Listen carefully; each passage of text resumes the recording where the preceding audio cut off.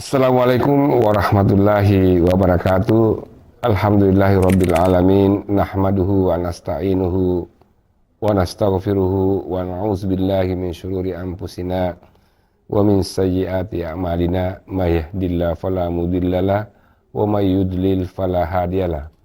Wassalatu wassalamu ala Rasulillah wa ala alihi wa ashabihi wa man tabi'ahum bi ihsan ila yaumiddin. Amma ba'd. Marilah kita sama-sama menjadikan puji dan syukur kehadirat Allah Subhanahu wa taala karena pada hari yang ke-10 ini alhamdulillah kita masih diberikan kekuatan dan kesehatan di dalam menjalankan ibadah puasa. Semoga puasa-puasa yang telah lalu yang kita sudah laksanakan Allah menerimanya dengan baik. Kemudian salam dan selawat kita sampaikan kepada junjungan Rasulullah SAW dan berikut para sahabat-sahabatnya dan para keluarganya. Beliau adalah penuntun ke jalan yang benar. Para pemirsa yang saya muliakan, salah satu sikap dalam Islam yang menduduki posisi yang sangat tinggi, bahkan menjadi ukuran keimanan seseorang adalah sifat tawakal. Sifat ini sangat ditekankan dalam Islam. Bahkan dalam beberapa ayat Al-Quran, Allah memerintahkan agar kita bertawakal kepada Allah. Misalnya dalam surat Al-Ma'idah ayat 23, Allah berfirman, "Walallahi fatawakkalu in kuntum mu'minin." Artinya, dan kepada Allah lah kalian berserah diri jika kalian beriman. Misalnya dalam surah Al-Ma'idah ayat 23, Allah berfirman, "Walallahi fatawakkalu in kuntum mu'minin." Artinya, dan kepada Allah lah berserah diri jika kalian beriman. Dalam surah lain, dalam surah Al-Furqan ayat 58, Allah juga berfirman, "Wa tawakkal 'alal hayyil alladzi la yamut." Artinya, dan bertawakallah kepada yang hidup, yang tidak mati. Kemudian dalam surah Ali Imran ayat 159, Allah juga berfirman, "Fa iza azamta fatawakkal 'alallah innallaha yuhibbul mutawakkilin." Artinya, jika sudah bertekad, maka berserah dirilah kepada Allah. Sesungguhnya Allah mencintai orang-orang yang bertawakal. Kemudian dalam sebuah hadis, Rasulullah SAW bersabda, "Fa'an Umar ibnu Khattab radhiyallahu anhu qala, qala Rasulullah SAW, law annakum tatawakkaluna 'alallahi haqqa tawakkulihi la razaqakum kama yasukut tayra tagdu himasa wa taruhu watana."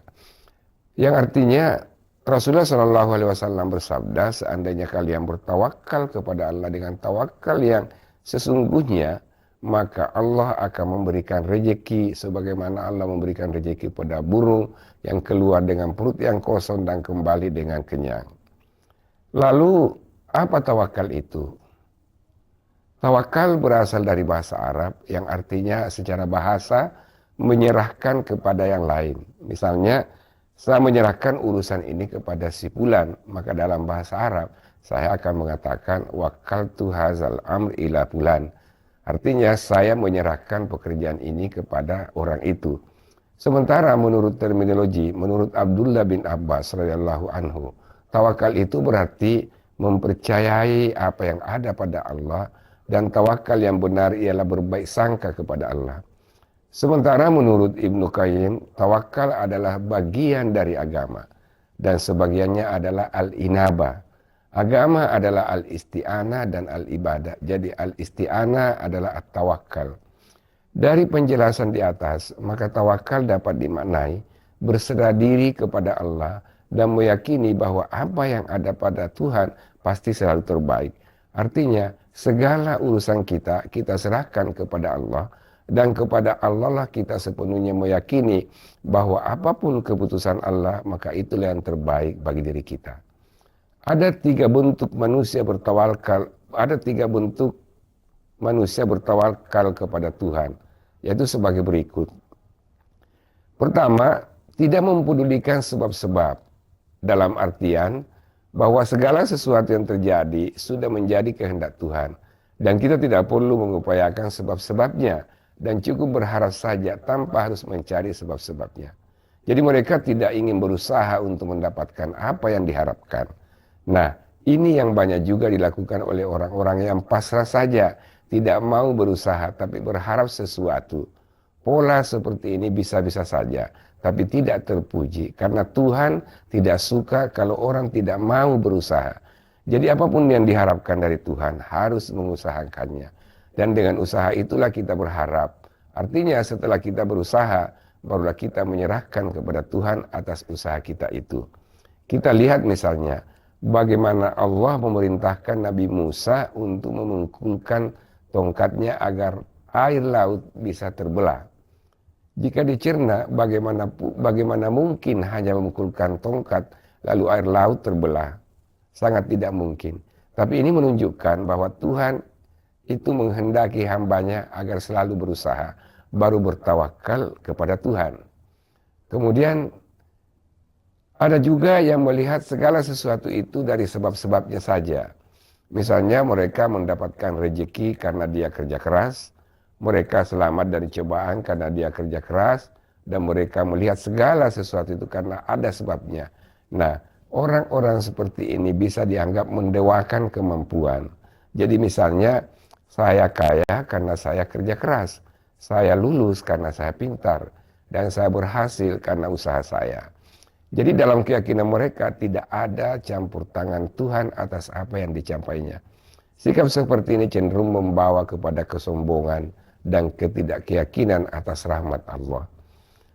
Kemudian bentuk lain, kelompok yang ketiga adalah mereka yang mempercayai sebab dan juga pada waktu yang sama bergantung pada Tuhan.